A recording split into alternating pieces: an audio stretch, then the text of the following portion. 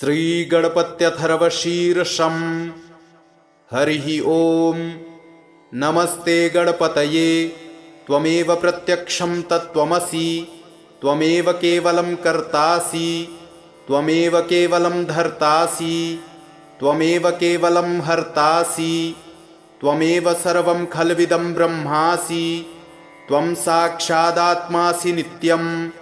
ऋतं वच्मि सत्यं वच्मि, अवत्वं माम् अववक्तारम् अवश्रोतारम् अवदातारम् अवधातारम् अवानुचानमवशिष्यम् अवपश्चात्तात अवपुरस्तात् अवचोत्तरात्तात अवदक्षिणात्तात अवचोर्ध्वात्तात अवाधरात्तात सर्वतो मां पाहि पाहि समन्तात्।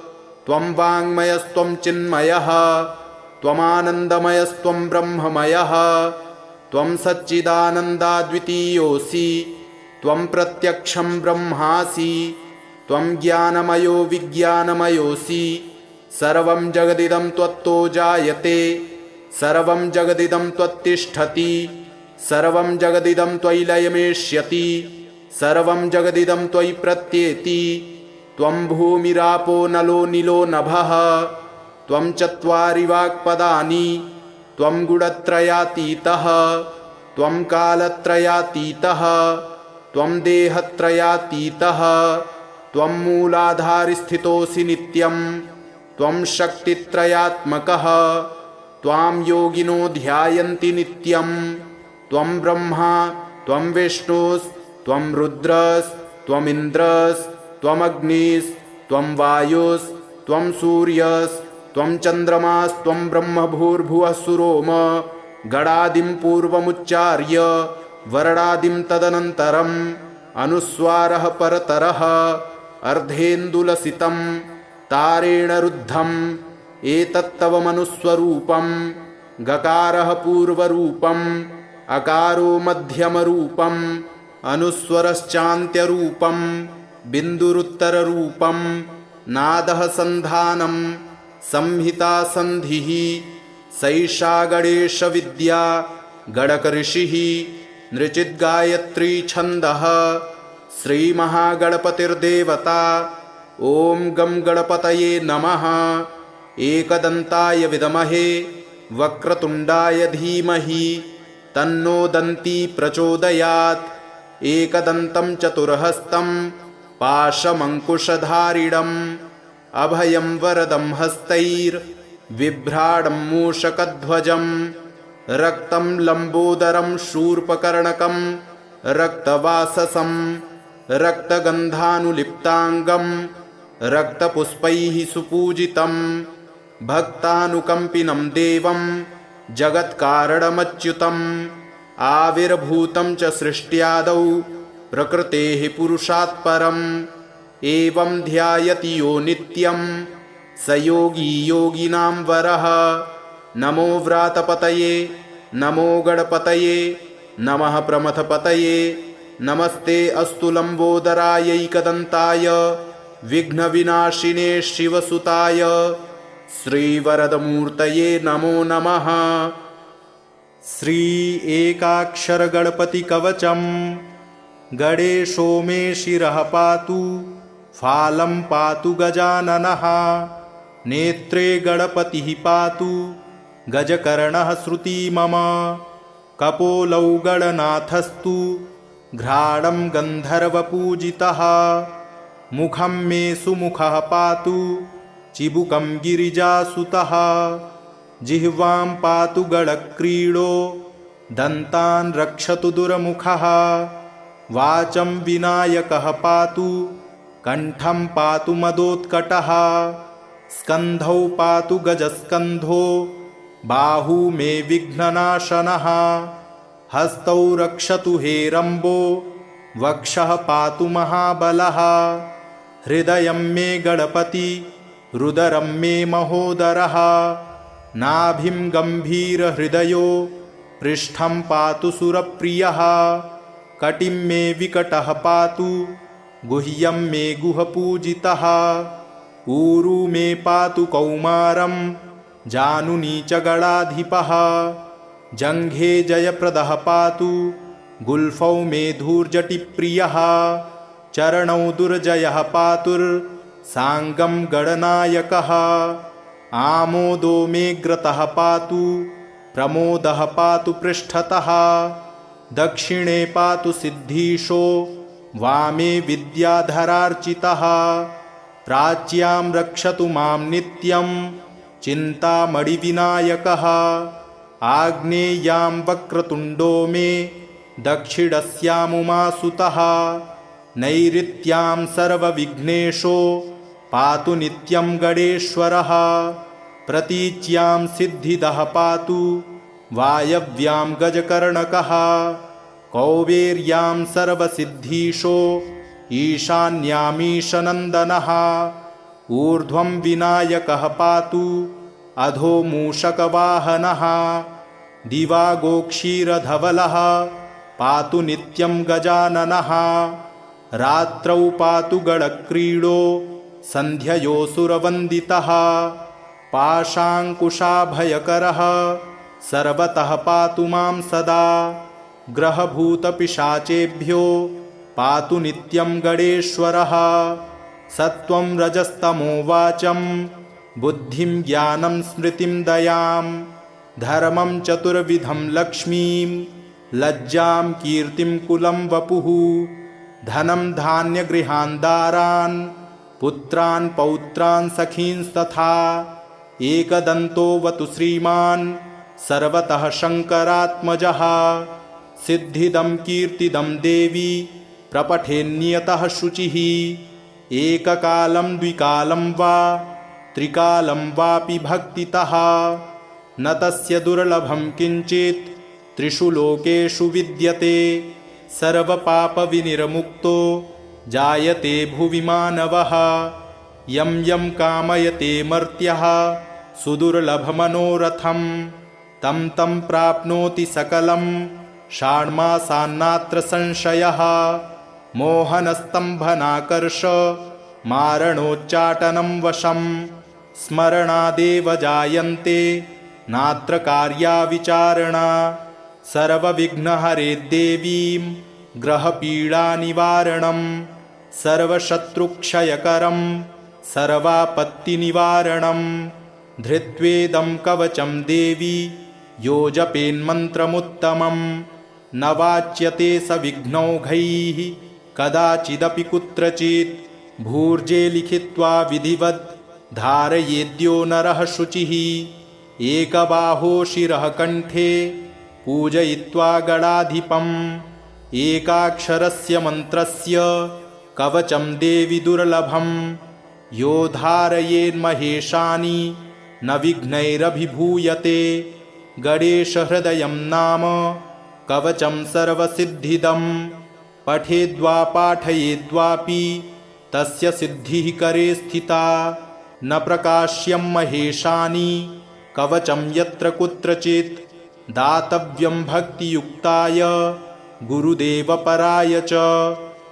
हरिः ॐ नमस्ते गणपतये त्वमेव प्रत्यक्षं तत्त्वमसि त्वमेव केवलं कर्तासि त्वमेव केवलं धर्तासि त्वमेव केवलं हर्तासि त्वमेव सर्वं खल्विदं ब्रह्मासि त्वं साक्षादात्मासि नित्यं ऋतं वच्मि सत्यं वच्मि अवत्वं माम् अववक्तारम् अवश्रोतारम् अवदातारम् अवधातारम् अवानुचानमवशिष्यम् अवपश्चात्तात् अवपुरस्तात् अवचोत्तरात्तात् अवदक्षिणात्तात् अवचोर्ध्वात्तात् अवाधरात्तात् सर्वतो मां पाहि पाहि समन्तात् त्वं वाङ्मयस्त्वं चिन्मयः त्वमानन्दमयस्त्वं ब्रह्ममयः त्वं सच्चिदानन्दाद्वितीयोऽसि त्वं प्रत्यक्षं ब्रह्मासि त्वं ज्ञानमयो विज्ञानमयोऽसि सर्वं जगदिदं त्वत्तो जायते सर्वं जगदिदं त्वत्तिष्ठति सर्वं जगदिदं त्वयि लयमेष्यति सर्वं जगदिदं त्वयि प्रत्येति त्वं भूमिरापो नलो नीलो नभः त्वं चत्वारि वाक्पदानि त्वं गुणत्रयातीतः त्वं कालत्रयातीतः त्वं देहत्रयातीतः त्वं मूलाधारस्थितोऽसि नित्यं त्वं शक्तित्रयात्मकः त्वां योगिनो ध्यायन्ति नित्यं त्वं ब्रह्मा त्वं विष्णुस्त्वं रुद्रस्त्वमिन्द्रस्त्वमग्निस्त्वं वायुस्त्वं सूर्यस्त्वं चन्द्रमास्त्वं ब्रह्म भूर्भुवः सुरोम गणादिं पूर्वमुच्चार्य वर्णादिं तदनन्तरम् अनुस्वारः परतरः अर्धेन्दुलसितं तारेण रुद्धम् एतत्तव मनुस्वरूपं गकारः पूर्वरूपम् अकारो मध्यमरूपम् अनुस्वरश्चान्त्यरूपं बिन्दुरुत्तररूपं नादः सन्धानं संहिता सन्धिः सैषा गणेशविद्या गणकऋषिः नृचिद्गायत्री छन्दः श्रीमहागणपतिर्देवता ॐ गं गणपतये नमः। एकदन्ताय विद्महे वक्रतुण्डाय धीमहि तन्नो दन्ती प्रचोदयात्। एकदन्तं चतुर्हस्तं पाशमङ्कुशधारिणम् अभयं वरदं हस्तैर्बिभ्राणं मूषकध्वजं रक्तं लम्बोदरं शूर्पकर्णकं रक्तवाससं रक्तगन्धानुलिप्ताङ्गं रक्तपुष्पैः सुपूजितं भक्तानुकम्पिनं देवं जगत्कारणमच्युतम् आविर्भूतं च सृष्ट्यादौ प्रकृतेः पुरुषात् परम् एवं ध्यायति यो नित्यं स योगी योगिनां वरः। नमो व्रातपतये नमो गणपतये नमः प्रमथपतये नमस्ते अस्तु लम्बोदरायैकदन्ताय विघ्नविनाशिने शिवसुताय श्रीवरदमूर्तये नमो नमः।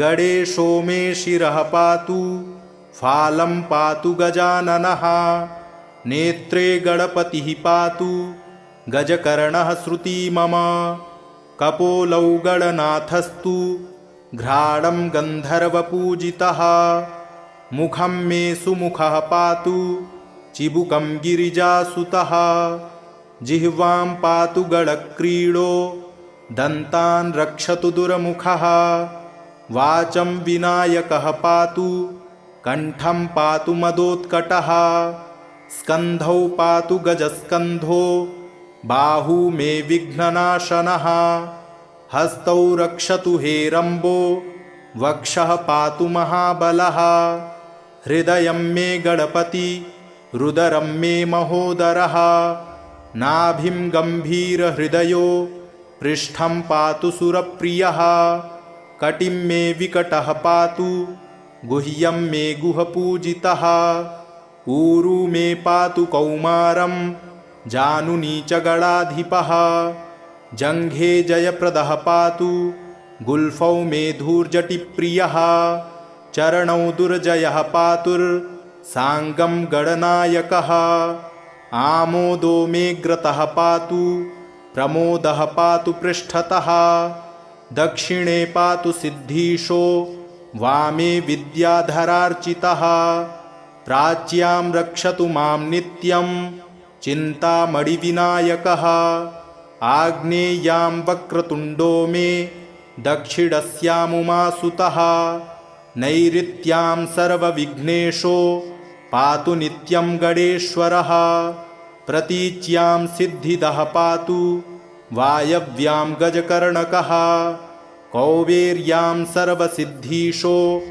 ईशान्यामीशनन्दनः ऊर्ध्वं विनायकः पातु अधो मूषकवाहनः दिवागोक्षीरधवलः पातु नित्यं गजाननः रात्रौ पातु गणक्रीडो सन्ध्ययोऽसुरवन्दितः पाशाङ्कुशाभयकरः सर्वतः पातु मां सदा ग्रहभूतपिशाचेभ्यो पातु नित्यं गणेश्वरः।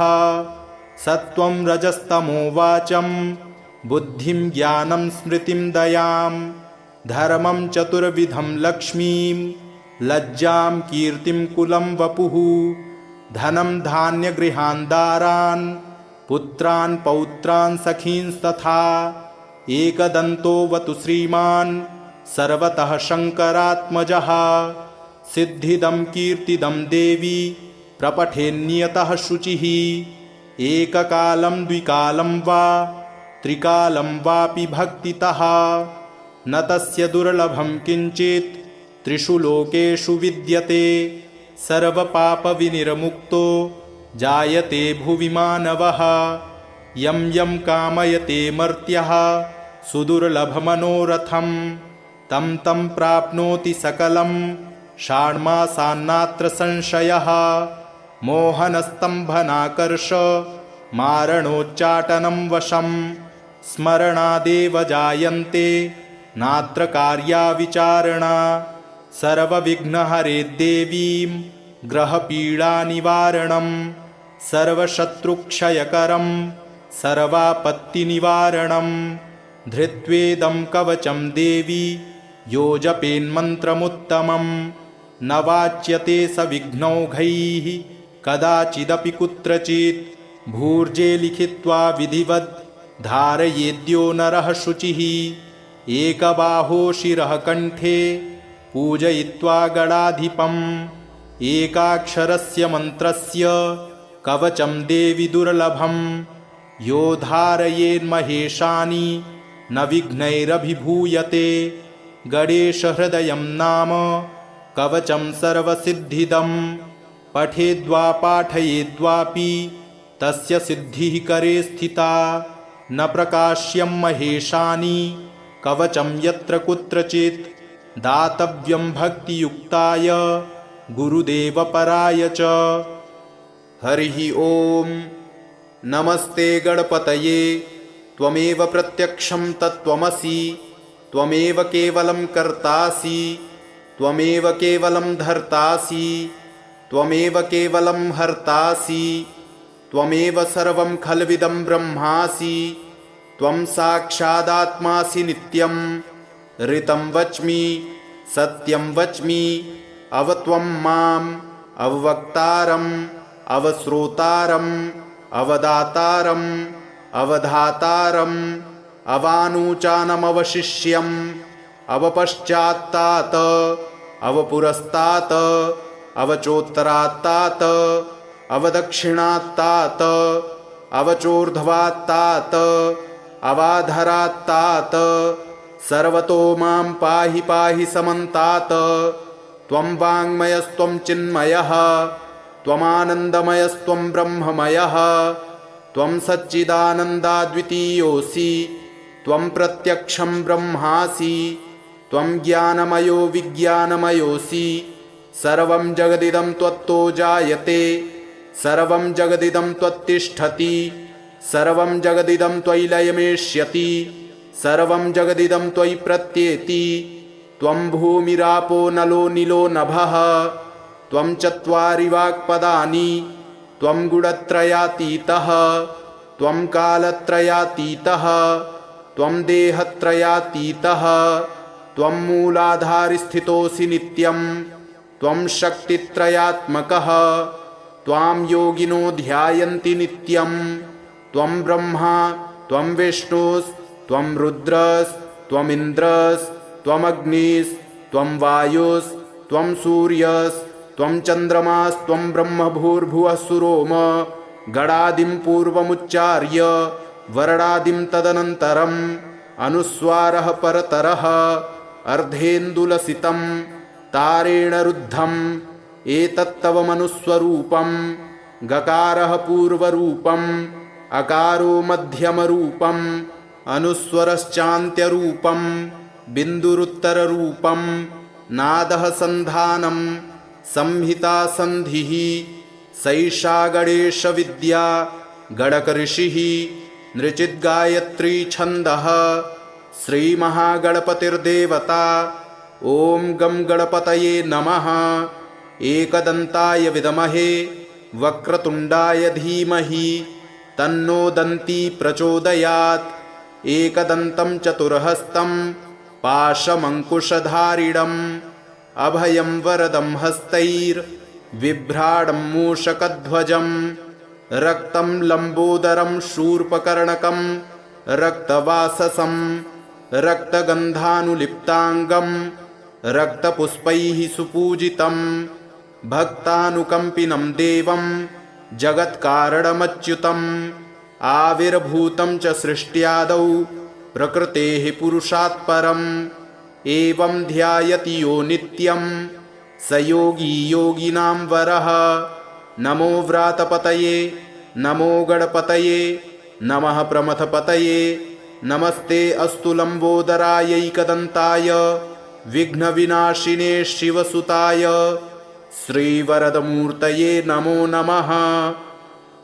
गणेशो मे शिरः पातु फालं पातु गजाननः नेत्रे गणपतिः पातु गजकर्णः श्रुती मम कपोलौ गणनाथस्तु घ्राणं गन्धर्वपूजितः मुखं मे सुमुखः पातु चिबुकं गिरिजासुतः जिह्वां पातु गणक्रीडो दन्तान् रक्षतु दुर्मुखः वाचं विनायकः पातु कण्ठं पातु मदोत्कटः स्कन्धौ पातु गजस्कन्धो बाहू मे विघ्ननाशनः हस्तौ रक्षतु हेरम्बो वक्षः पातु महाबलः हृदयं मे गणपति रुदरं मे महोदरः नाभिं गम्भीरहृदयो पृष्ठं पातु सुरप्रियः कटिं मे विकटः पातु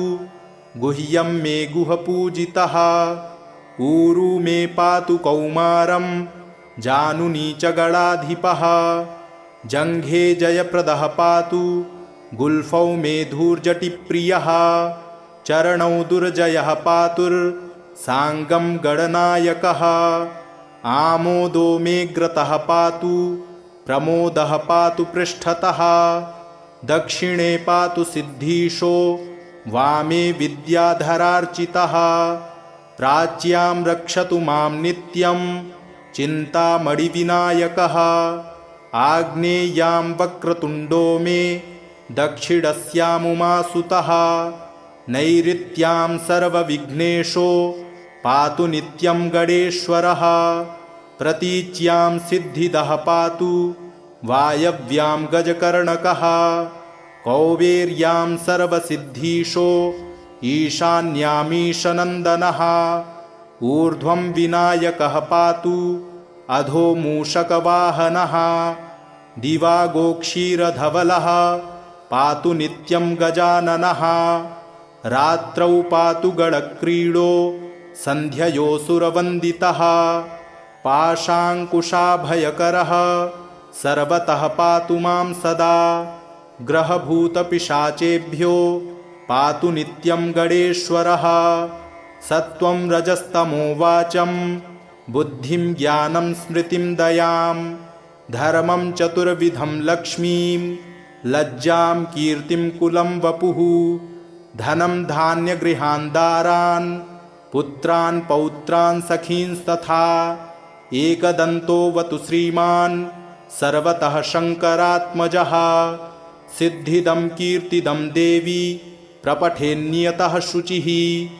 एककालं द्विकालं वा त्रिकालं वापि भक्तितः न तस्य दुर्लभं किञ्चित् त्रिषु लोकेषु विद्यते सर्वपापविनिर्मुक्तो जायते भुवि मानवः यं यं कामयते मर्त्यः सुदुर्लभमनोरथं तं तं प्राप्नोति सकलं षाण्मासान्नात्र संशयः मोहनस्तम्भनाकर्ष मारणोच्चाटनं वशं स्मरणादेव जायन्ते नात्र कार्या विचारणा सर्वविघ्नहरे देवीं ग्रहपीडानिवारणं सर्वशत्रुक्षयकरं सर्वापत्तिनिवारणं धृत्वेदं कवचं देवी यो जपेन्मन्त्रमुत्तमं न वाच्यते सविघ्नौघैः कदाचिदपि कुत्रचित् भूर्जे लिखित्वा विधिवत् धारयेद्यो नरः शुचिः एकबाहो शिरः कण्ठे पूजयित्वा गणाधिपम् एकाक्षरस्य मन्त्रस्य कवचं देवि दुर्लभम् यो धारयेन्महेशानि न विघ्नैरभिभूयते गणेशहृदयं नाम कवचं सर्वसिद्धिदम् पठेद्वा पाठयेद्वापि तस्य सिद्धिः करे स्थिता न प्रकाश्यं महेशानि कवचं यत्र कुत्रचित् दातव्यं भक्तियुक्ताय गुरुदेवपराय च। हरिः ओम। नमस्ते गणपतये। त्वमेव प्रत्यक्षं तत्त्वमसि त्वमेव केवलं कर्तासि त्वमेव केवलं धर्तासि त्वमेव केवलं हर्तासि त्वमेव सर्वं खल्विदं ब्रह्मासि त्वं साक्षादात्मासि नित्यं ऋतं वच्मि सत्यं वच्मि अवत्वं माम् अववक्तारम् अवश्रोतारम् अवदातारम् अवधातारम् अवानुचानमवशिष्यम् अवपश्चात्तात् अवपुरस्तात् अवचोत्तरात्तात् अवदक्षिणात्तात् अवचोर्ध्वात्तात् अवाधरात्तात् सर्वतो मां पाहि पाहि समन्तात् त्वं वाङ्मयस्त्वं चिन्मयः त्वमानन्दमयस्त्वं ब्रह्ममयः त्वं सच्चिदानन्दाद्वितीयोऽसि त्वं प्रत्यक्षं ब्रह्मासि त्वं ज्ञानमयो विज्ञानमयोऽसि सर्वं जगदिदं त्वत्तो जायते सर्वं जगदिदं त्वत्तिष्ठति सर्वं जगदिदं त्वयि लयमेष्यति सर्वं जगदिदं त्वयि प्रत्येति त्वं भूमिरापो नलो नीलो नभः त्वं चत्वारि वाक्पदानि त्वं गुणत्रयातीतः त्वं कालत्रयातीतः त्वं देहत्रयातीतः त्वं मूलाधारस्थितोऽसि नित्यं त्वं शक्तित्रयात्मकः त्वां योगिनो ध्यायन्ति नित्यं त्वं ब्रह्मा त्वं विष्णुस्त्वं रुद्रस्त्वमिन्द्रस्त्वमग्निस्त्वं वायुस्त्वं सूर्यस्त्वं चन्द्रमास्त्वं ब्रह्मभूर्भुवः सुरोम गणादिं पूर्वमुच्चार्य वर्णादिं तदनन्तरम् अनुस्वारः परतरः अर्धेन्दुलसितं तारेण रुद्धम् एतत्तव मनुस्वरूपं गकारः पूर्वरूपम् अकारो मध्यमरूपम् अनुस्वरश्चान्त्यरूपम् बिन्दुरुत्तररूपम् नादः सन्धानं संहिता सन्धिः सैषा गणेशविद्या गणकऋषिः नृचिद्गायत्री छन्दः श्रीमहागणपतिर्देवता। ॐ गं गणपतये नमः। एकदन्ताय विद्महे वक्रतुण्डाय धीमहि तन्नो दन्ती प्रचोदयात्। एकदन्तं चतुर्हस्तं पाशमङ्कुशधारिणम् अभयं वरदं हस्तैर्बिभ्राणं मूषकध्वजम् रक्तं लम्बोदरं शूर्पकर्णकं रक्तवाससं रक्तगन्धानुलिप्ताङ्गं रक्तपुष्पैः सुपूजितं भक्तानुकम्पिनं देवं जगत्कारणमच्युतम् आविर्भूतं च सृष्ट्यादौ प्रकृतेः पुरुषात् परम् एवं ध्यायति यो नित्यं स योगी योगिनां वरः। नमो व्रातपतये नमो गणपतये नमः प्रमथपतये नमस्ते अस्तु लम्बोदरायैकदन्ताय विघ्नविनाशिने शिवसुताय श्रीवरदमूर्तये नमो नमः। गणेशो मे शिरः पातु फालं पातु गजाननः नेत्रे गणपतिः पातु गजकर्णः श्रुती मम कपोलौ गणनाथस्तु घ्राणं गन्धर्वपूजितः मुखं मे सुमुखः पातु चिबुकं गिरिजासुतः जिह्वां पातु गळक्रीडो दन्तान् रक्षतु दुर्मुखः वाचं विनायकः पातु कण्ठं पातु मदोत्कटः स्कन्धौ पातु गजस्कन्धो बाहू मे विघ्ननाशनः हस्तौ रक्षतु हेरम्बो वक्षः पातु महाबलः हृदयं मे गणपति रुदरं मे महोदरः नाभिं गम्भीरहृदयो पृष्ठं पातु सुरप्रियः कटिं मे विकटः पातु गुह्यं मे गुहपूजितः ऊरू मे पातु कौमारं जानुनी च गणाधिपः जङ्घे जयप्रदः पातु गुल्फौ मे धूर्जटिप्रियः चरणौ दुर्जयः पातुर्साङ्गं गणनायकः आमोदो मे ग्रतः पातु प्रमोदः पातु पृष्ठतः दक्षिणे पातु सिद्धीशो वामे विद्याधरार्चितः प्राच्यां रक्षतु मां नित्यं चिन्तामणिविनायकः आग्नेयां वक्रतुण्डो मे दक्षिणस्यामुमासुतः नैऋत्यां सर्वविघ्नेशो पातु नित्यं गणेश्वरः प्रतीच्यां सिद्धिदः पातु वायव्यां गजकर्णकः कौबेर्यां सर्वसिद्धीशो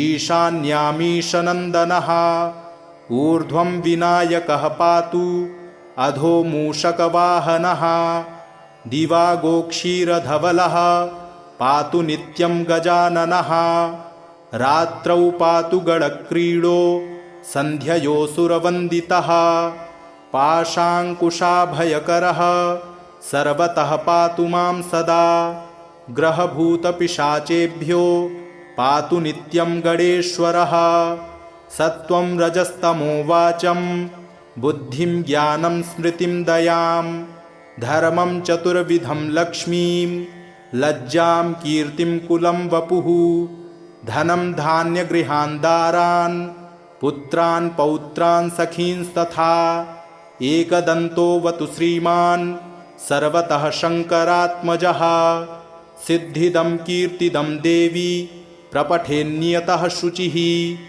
एककालं द्विकालं वा त्रिकालं वापि भक्तितः न तस्य दुर्लभं किञ्चित् त्रिषु लोकेषु विद्यते सर्वपापविनिर्मुक्तो जायते भुवि मानवः यं यं कामयते मर्त्यः सुदुर्लभमनोरथं तं तं प्राप्नोति सकलं षाण्मासान्नात्र संशयः मोहनस्तम्भनाकर्ष मारणोच्चाटनं वशं स्मरणादेव जायन्ते नात्र कार्या विचारणा सर्वविघ्नहरे देवीं ग्रहपीडानिवारणं सर्वशत्रुक्षयकरं सर्वापत्तिनिवारणं धृत्वेदं कवचं देवी यो जपेन्मन्त्रमुत्तमं न वाच्यते स विघ्नौघैः कदाचिदपि कुत्रचित् भूर्जे लिखित्वा विधिवत् धारयेद्यो नरः शुचिः एकबाहो शिरः कण्ठे पूजयित्वा गणाधिपम् एकाक्षरस्य मन्त्रस्य कवचं देवि दुर्लभं यो धारयेन्महेशानि न विघ्नैरभिभूयते गणेशहृदयं नाम कवचं सर्वसिद्धिदं पठेद्वा पाठयेद्वापि तस्य सिद्धिः करे स्थिता न प्रकाश्यं महेशानि कवचं यत्र कुत्रचित् दातव्यं भक्तियुक्ताय गुरुदेवपराय च। हरिः ॐ नमस्ते गणपतये त्वमेव प्रत्यक्षं तत्त्वमसि त्वमेव केवलं कर्तासि त्वमेव केवलं धर्तासि त्वमेव केवलं हर्तासि त्वमेव सर्वं खल्विदं ब्रह्मासि त्वं साक्षादात्मासि नित्यं ऋतं वच्मि सत्यं वच्मि अवत्वं माम् अववक्तारम् अवश्रोतारम् अवदातारम् अवधातारम् अवानुचानमवशिष्यम् अवपश्चात्तात् अवपुरस्तात् अवचोत्तरात्तात् अवदक्षिणात्तात् अवचोर्ध्वात्तात् अवाधरात्तात् सर्वतो मां पाहि पाहि समन्तात्। त्वं वाङ्मयस्त्वं चिन्मयः त्वमानन्दमयस्त्वं ब्रह्ममयः त्वं सच्चिदानन्दाद्वितीयोऽसि त्वं प्रत्यक्षं ब्रह्मासि त्वं ज्ञानमयो विज्ञानमयोऽसि।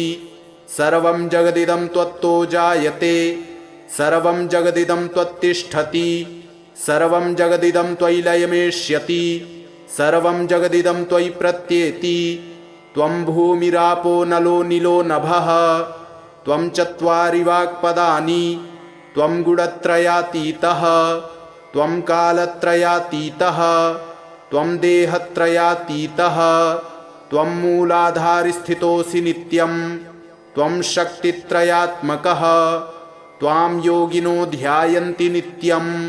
त्वं ब्रह्मा त्वं विष्णुस्त्वं रुद्रस्त्वमिन्द्रस्त्वमग्निस्त्वं वायुस्त्वं सूर्यस्त्वं चन्द्रमास्त्वं ब्रह्मभूर्भुवः सुरोम गणादिं पूर्वमुच्चार्य वर्णादिं तदनन्तरम् अनुस्वारः परतरः अर्धेन्दुलसितं तारेण रुद्धम् एतत्तव मनुस्वरूपं। गकारः पूर्वरूपम् अकारो मध्यमरूपम् अनुस्वरश्चान्त्यरूपं बिन्दुरुत्तररूपं नादः सन्धानं संहिता सन्धिः। सैषा गणेशविद्या गणकऋषिः नृचिद्गायत्री छन्दः श्रीमहागणपतिर्देवता। ॐ गं गणपतये नमः। एकदन्ताय विद्महे वक्रतुण्डाय धीमहि तन्नो दन्ती प्रचोदयात्। एकदन्तं चतुर्हस्तं पाशमङ्कुशधारिणम् अभयं वरदं हस्तैर्बिभ्राणं मूषकध्वजं रक्तं लम्बोदरं शूर्पकर्णकं रक्तवाससं रक्तगन्धानुलिप्ताङ्गं रक्तपुष्पैः सुपूजितं भक्तानुकम्पिनं देवं जगत्कारणमच्युतम् आविर्भूतं च सृष्ट्यादौ प्रकृतेः पुरुषात् परम्। एवं ध्यायति यो नित्यं स योगी योगिनां वरः। नमो व्रातपतये नमो गणपतये नमः प्रमथपतये नमस्ते अस्तु लम्बोदरायैकदन्ताय विघ्नविनाशिने शिवसुताय श्रीवरदमूर्तये नमो नमः। गणेशो मे शिरः पातु फालं पातु गजाननः नेत्रे गणपतिः पातु गजकर्णः श्रुती मम। कपोलौ गणनाथस्तु घ्राणं गन्धर्वपूजितः मुखं मे सुमुखः पातु चिबुकं गिरिजासुतः। जिह्वां पातु गणक्रीडो दन्तान् रक्षतु दुर्मुखः वाचं विनायकः पातु कण्ठं पातु मदोत्कटः।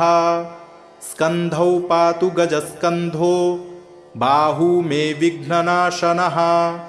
हस्तौ रक्षतु हेरम्बो वक्षः पातु महाबलः। हृदयं मे गणपति रुदरं मे महोदरः। नाभिं गम्भीरहृदयो पृष्ठं पातु सुरप्रियः। कटिं मे विकटः पातु गुह्यं मे गुहपूजितः। ऊरू मे पातु कौमारं जानुनी च गणाधिपः। जङ्घे जयप्रदः पातु गुल्फौ मे धूर्जटिप्रियः। चरणौ दुर्जयः पातुर्साङ्गं गणनायकः। आमोदो मे ग्रतः पातु प्रमोदः पातु पृष्ठतः। दक्षिणे पातु सिद्धीशो वामे विद्याधरार्चितः। प्राच्यां रक्षतु मां नित्यं चिन्तामणिविनायकः। आग्नेयां वक्रतुण्डो मे दक्षिणस्यामुमासुतः।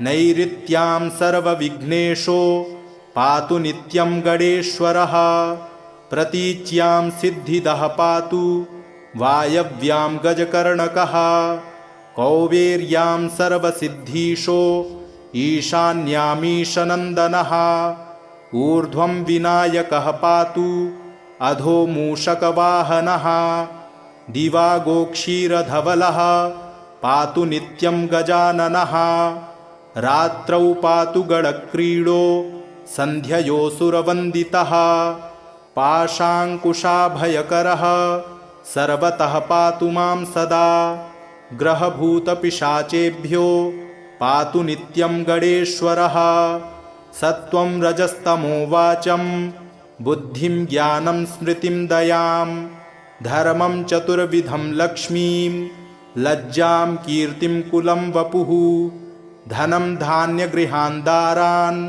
पुत्रान् पौत्रान् सखींस्तथा एकदन्तोऽवतु श्रीमान् सर्वतः शङ्करात्मजः सिद्धिदं कीर्तिदं देवी प्रपठेन्नियतः शुचिः एककालं द्विकालं वा त्रिकालं वापि भक्तितः न तस्य दुर्लभं किञ्चित् त्रिषु लोकेषु विद्यते सर्वपापविनिर्मुक्तो जायते भुवि मानवः यं यं कामयते मर्त्यः सुदुर्लभमनोरथं तं तं प्राप्नोति सकलं षाण्मासान्नात्र संशयः मोहनस्तम्भनाकर्ष मारणोच्चाटनं वशं स्मरणादेव जायन्ते नात्र कार्या विचारणा सर्वविघ्नहरे देवीं ग्रहपीडानिवारणं सर्वशत्रुक्षयकरं